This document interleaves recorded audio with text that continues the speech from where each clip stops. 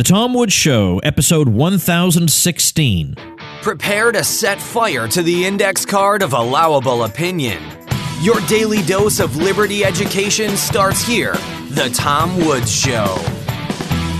Folks, if you're living in terror of your SJW boss and colleagues, it's probably time to start a side hustle online. And as somebody who's self-published books, created a successful podcast, been a successful affiliate marketer, and many other things, I can tell you step by step what to do. And as a matter of fact, I've done that in my free ebook, 5 Paths to an Online Income. Check it out at pathstoincome.com. Hey everybody, Tom Woods here. By the way, when episode 1000 is ready to go, I will make sure and let you know about it so you won't miss it, because you'll have to scroll back in your podcast feed to see it, and you are not going to want to miss it. Man, was that a great event. Well, today I just want to talk for a little while about a couple of items that showed up in my Facebook feed, and they, I think, are just opportunities to think a little bit more clearly and deeply about some important and fundamental questions about libertarianism. So I'm just going to get right to them. I'm not going to mention names because the names are not important. In this one slim regard, I will say that I'm going to be like Ron Paul and not focus on personalities, focus exclusively on ideas. So let me read the first of these posts to you. This is about the Libertarian Party. And by the way, I'm not fundamentally talking about the Libertarian Party here, even though that's the backdrop of what the person is saying. I'm really just talking about libertarianism in general. Anyway, the person says the LP, meaning the Libertarian Party, can't be a cult and a political party. The NAP, meaning the Nonaggression Principle, will be discarded or the party will fail. It's that simple. All right, let's unpack that a bit. The LP can't be a cult and a political party. So if you believe in the Nonaggression Principle, you are cultish. Now, presumably, believing in principles alone does not make a person cultish. And somebody went and asked this person, well, are you saying the Libertarian Party shouldn't have principles? And he said, no, just not that one. Okay, but I don't think because a party is supposed to hold to a principle, and it's a principle that you don't agree with, that makes the party cultish. That seems like a little bit of a uncharitable overstatement, let's say. But before we get into what this person's proposed replacement for the non-aggression principle is, let's say a little something about it. The non-aggression principle is a topic I've covered on the show before. Obviously, it's a libertarian podcast. How could I not? So I'll link to some previous episodes that go into it and really get to the meat of it at tomwoods.com/1016. But for now, you can just define it the way anybody would, which is, in other words, let's not define it the way a philosopher might, with all kinds of nuances and technical distinctions, but just colloquially, the non-aggression principle simply means that you should not initiate aggression against peaceful people. And as libertarians, we're very fond of saying everybody implicitly believes in the non-aggression principle because virtually all of us order our lives in that way. We don't throw people in cages when we disagree with them. We don't go to their houses and take their things because we think we could spend their money more wisely or more charitably than they do. We don't do anything like that. We interact with each other on a voluntary basis. When we have disagreements, we argue them out. We try to, we aim to use reason. We don't always wind up doing that in practice, but we don't necessarily resort to violence, in other words, when we have a dispute. We at least do talk to each other, even if we're not always being super rational when we do so. We talk to each other, which means we prefer peaceful over violent resolutions of conflicts. So there is something to that people implicitly do believe the non-aggression principle. It's just a matter of when we apply it consistently, mercilessly, and without exception. So we apply it also to the state, which would shock and amaze most people. That we would say that what the state is doing in virtually all its activities amounts to committing aggression against peaceful people. And that goes all the way down to the level of taxation. Even something as fundamental to the state as taxation, well, how could that not be a violation of the non-aggression principle? You are expropriating somebody. That is aggression. So a lot of people would hear that and say, now, whoa, wait just a minute. I don't agree with that. But they do agree with it when it's private people. They just have an exception for the state. Now, I know plenty of people who are minarchists. That is to say, they believe in a minimal state that provides certain fundamental services like the administration of justice and military defense and police services. I know many people who hold that view who are quite intelligent. So I don't mean to say that everybody who believes in the state is a brainwashed idiot. I am not saying that. And if you think that, I think you're wrong. I mean, let's be reasonable here. I don't think Thomas Sowell was a brainwashed idiot, right? I mean, I think he was a smart, he's not dead, so I think he's a smart guy. So I don't want to go to that extreme, but at the same time, I do think a lot of people look at the state a particular way because of their intellectual background, because of what they learned in school. They do believe that the state is exempt from general moral rules. Not that it's ever been put to them that way, but they've gone through their lives believing in the fundamental goodness of the state, the wickedness of the private sector, the progress that's been made for humanity, which they believe to have occurred because of the state. I would be shocked if they thought anything else. I would be. I'm shocked there are as many libertarians as there are, given that the exact opposite is taught to everybody from birth. I'm shocked we have as many people as we do. Not that we have so few. Anyway, so that's just a little something about the non-aggression principle. I've heard criticisms of it, and as I say, I'm going to link you to episodes where we've talked about some of those. One of them would be, well, it's not really a full principle that can stand on its own. It's derivative. It relies on further definitions. For example, to know what constitutes aggression, we also have to know what constitutes property. Because how can we decide if you've committed aggression against me or against my property if we haven't defined what property is, how people come to own property, what makes a property title legitimate? So in other words, the non-aggression principle depends on these other concepts as well, to which my answer is, okay, good. How does that discredit the principle that a full definition, as opposed to the layman's definition I just gave you, requires the introduction of additional concepts? So what? What is that's just grasping at straws, if you ask me. So then somebody also in this thread mentioned self-ownership. And the guy who posted the original post said, well, that's dumb too. So by the way, in case you're thinking that he's saying that the non-aggression principle leads to impractical policy outcomes and that's going to doom the Libertarian Party, that is not primarily his criticism. It's that the non-aggression principle is stupid. And, all the smarty pants people know it's stupid. And so is the idea of self-ownership. That's stupid. But what exactly is stupid about self-ownership? What exactly is being said when we say that somebody owns himself? What we're saying about it is what we mean when we talk about other things being owned by people. When we say somebody owns something, like the very microphone I'm using to record this episode, what we mean is that person and that person alone has the moral, or let's say the presumptive moral claim over how that thing is used. You have a control over that thing. And so, for example, I get to decide how this microphone is used.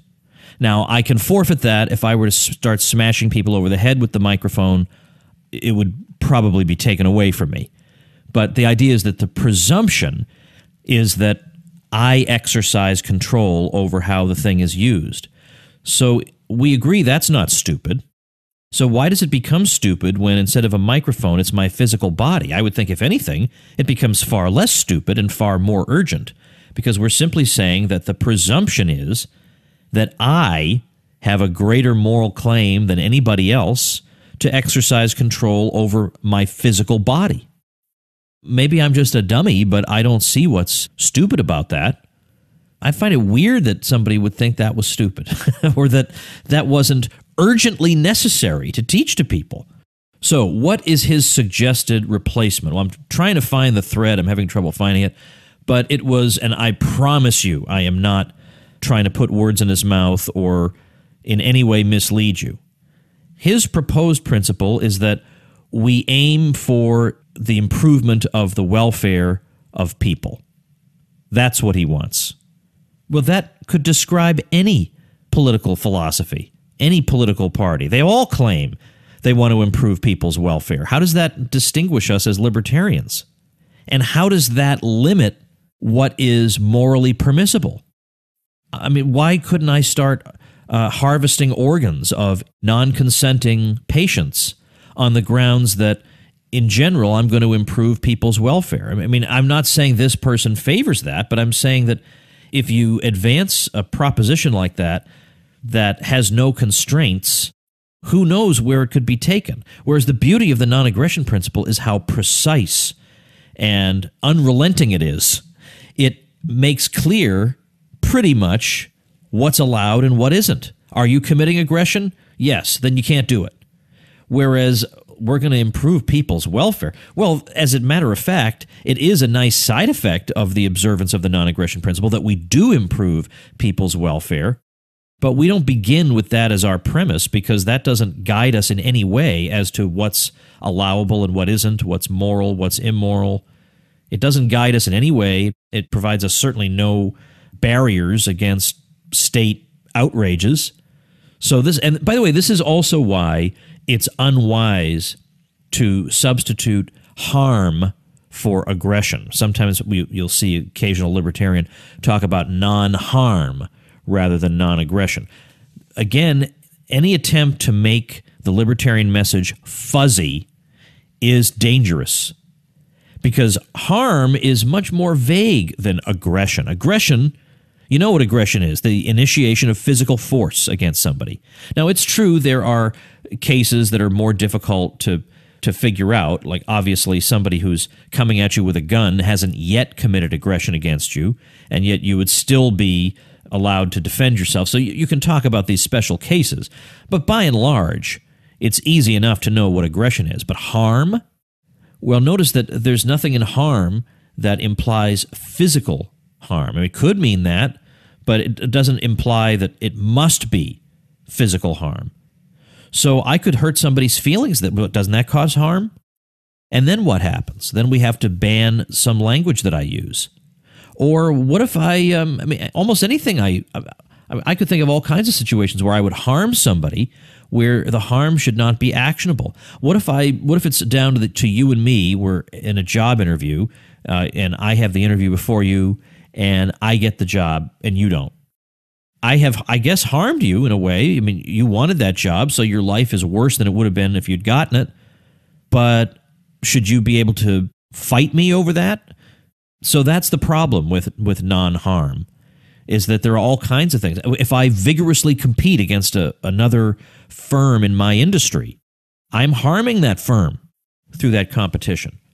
So you could easily imagine antitrust legislation being used, saying that, well, we're going to try to prevent harm, which would mean undue competition, which is always what antitrust is all about. So you see how that does not guide us? And it gets us on these very, very unfruitful paths. So all this, we're going to work for people's welfare, we're not going to have harm. I don't want to assume motives here, because these could be perfectly well-meaning people who just haven't thought through all the implications of what they're saying. But I will say that some people advancing much more imprecise principles like these, as opposed to the very, very precise non-aggression principle, could well be doing it on purpose. Precisely because they want to give the state leeway, precisely because they want to sort of be libertarians, but they also want to have that mainstream respectability they crave, and they certainly can't get that with the non-aggression principle. So they advance these principles that open the door to all kinds of state outrages. Now, meanwhile, there's somebody else on Facebook. Again, it doesn't matter, right? I know that the particular people I'm talking about are not exactly F.A. Hayek, but again, they illustrate certain points. So there's somebody else on Facebook who's a bit notorious, who made a post saying, "I'm happy to say I'm a libertarian and think Social Security should exist." And he's got this laundry list of things that he's glad are around. So notice this illustrates my point that once there's no real guiding principle, with something like non-aggression that's super specific, then what does libertarianism become except an arbitrary set of prejudices? Well, we should have a limited government, but I personally think government should be kind of in charge of a giant retirement program. Or I personally think that government should do, but we can't have it do that thing that you want it to do. How are you going to make that argument? Sure, the government should do these things because I've arbitrarily chosen them because they seem good and reasonable to me. But what you're saying government should do does not seem good. Good luck having that argument with somebody. So that's where you wind up when you don't have something like the non-aggression principle. We should be glad we have the non-aggression principle because it really guides us. It helps people of goodwill, of whom there are some, to get a handle on where we stand and why we stand there. I would say left liberalism and conservatism could stand to have something like the non-aggression principle so I can figure out what in heaven's name they're going to believe from one day to the next. And I know that Russell Kirk used to boast that conservatism was not an ideology. It was this, it was that. But yeah, I got that for a while, and I thought, yeah, ideology, that's just a left-wing invention. We don't need any of that. But look at what it's done to the so-called conservative movement. Who the heck knows who a real conservative is anymore? Who even knows? How can you know? Things that would have appalled conservatives 50 years ago, they defend like there's no tomorrow today. And who knows what so-called conservatives will be defending in 50 years' time? I can hardly imagine it. So we should be thankful, not embarrassed, that we have the non-aggression principle. All right, tomorrow I'm heading out to New York City because it is the Mises Institute's 35th anniversary event. So I am looking forward to a great weekend. And then the week after that, I have back here, and then it's the Contra Cruise. So fun, fun, fun. We have probably had something like a 75% increase in attendance on the Contra Cruise this year. Somewhere in that ballpark, maybe 65 to 75% increase. So that's awesome. Boy, is that going to be fun. Let me share with you a website created by a Tom Woods Show listener, ironmettle.com, ironmettle.com. This is a site dedicated to getting your mindset right, to health, to relationships, and to building wealth. So all these sorts of things that go into your overall wellness are covered for free over at ironmettle.com. So how about that? With a Tom Woods Show listener guiding you through all these things, how can you go wrong? I'm going to link to it at tomwoods.com/1016, and you can just check it out directly at ironmettle.com. So give that site a shot and get yourself your own publicity like this so that when you create your website, there aren't tumbleweeds going by, but people actually show up. You get free publicity plus numerous other bonuses from me when you use my link for your web hosting, where, by the way, I also get you the best deal they've got. So it's a win all around. Get the details on how to get these neat bonuses at tomwoods.com/publicity. So my hope is that by next week, we'll get episode 1000 up. I'll tell you about it. You go back and listen. You're just going to love it. It's got a roast of me at the end, which is hysterical. Comedian Dave Smith was there. I did not tell people he was coming. He was a surprise guest, and man, was he hilarious as a roaster. You're just going to love it. So make sure and check your feed for that, but also I will be reminding you as soon as that happens, probably the next 5 or 6 episodes, I'm just going to pound away at this. Don't miss the 1000th episode, because that would just be heartbreaking. Thanks for listening. Become a smarter libertarian in just 30 minutes a day. Visit tomwoods.com to subscribe to the show for free, and we'll see you next time.